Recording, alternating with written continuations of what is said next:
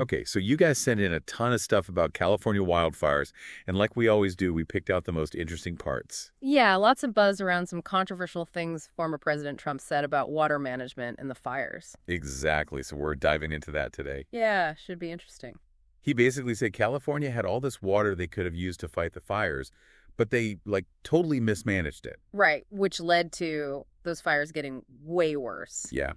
And this is where it gets tricky, because it ties into climate change, how we take care of our land, all that. Totally. Plus, we got to think about how easily misinformation spreads, especially about stuff like this. Absolutely. We see those crazy wildfire images all the time, like, remember the campfire back in 2018? Yeah, basically wiped out Paradise, California. It was awful. I mean, just devastating. So when you hear stuff like what Trump was saying, about water being the problem. I was like, wait, hold on. What's the real story here? Right, because there's always more to it. Like, how much water did California actually have during those huge fires? Well, that's the thing. A lot of people don't know that California's reservoirs were actually pretty full. Seriously? Yeah, at or above average during many of those fires. Southern California had enough water for sure. Wow, okay, so then where did this whole idea that they were short on water even come from?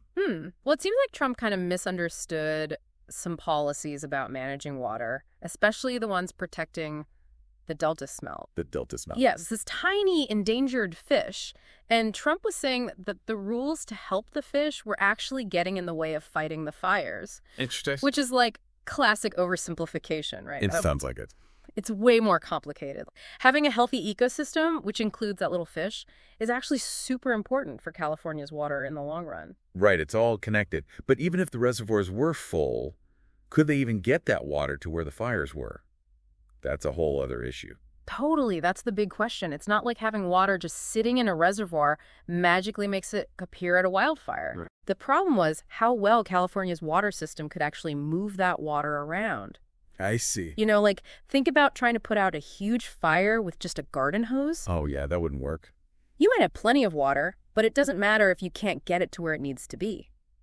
California needs bigger pipes, more fire hydrants in better spots, and ways to move that water from the reservoirs to the fires quickly. So it's more of an infrastructure issue. Exactly. But even though it's not as simple as Trump made it sound, his statements still had a big impact. Oh, for sure. Lots of people started thinking that water shortages were the main problem with the fires, even though that's not really true. Yeah.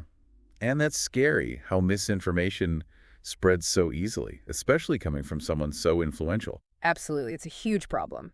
So what can people do to, spot misinformation, especially about complicated things like wildfires? You got to look at lots of different sources, and they got to be credible. Right. Make sure they know what they're talking about. Exactly. Find info from people who are experts in wildfires, climate science, all that. Makes sense. And if someone's explanation sounds way too simple, like it fits perfectly with a certain political view, Be suspicious. definitely.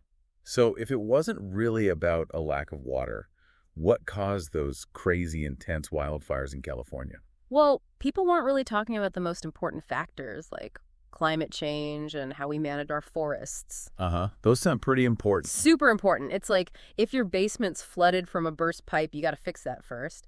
Worrying about a leaky faucet is way less important. Okay, yeah, great analogy. Climate change made California's droughts way worse, so all the plants and stuff are super dry and ready to burn. Gotcha. Plus, we spent decades trying to stop all fires, which sounds good, but it actually made things worse. Really? How so? Because it let all this fuel build up in the forests. So when a fire finally does start, it's massive and crazy intense. Wow, I never thought of it like that. Hmm. This deep dive has been super informative. Glad to hear it. So what should our listeners take away from all this? I think the biggest thing is that even stuff that seems simple can be super complicated. Don't jump to conclusions. Right. And always think critically about what you hear, even if it's from someone important. Do your own research, talk to experts, get different perspectives. It's good advice for pretty much anything. Pretty much. And understanding those real causes of wildfires like climate change, how we manage land, and those infrastructure problems. Yeah, all that is key to figuring out real solutions. So we can prevent these disasters in the future. Exactly. And we've just scratched the surface here. There are tons of organizations out there doing amazing work on forest management and conservation. Yeah, if you're interested in learning more, I definitely recommend checking them out. It's a fascinating field and so important for the future. Absolutely. And as we've seen today, misinformation can really mess with how we see important issues and lead us down the wrong path. So stay curious, keep learning, and don't be afraid to question what you think you know. The best way to deal with a complex world. Couldn't have said it better myself.